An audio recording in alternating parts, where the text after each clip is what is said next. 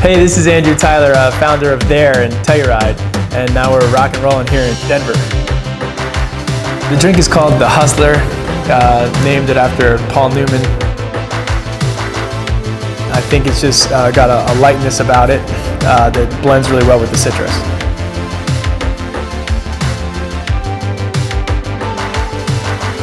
The reason I named this after Paul Newman is because he's got that classic movie called The Hustler. And it's always something I think about drinking while playing a game of pool.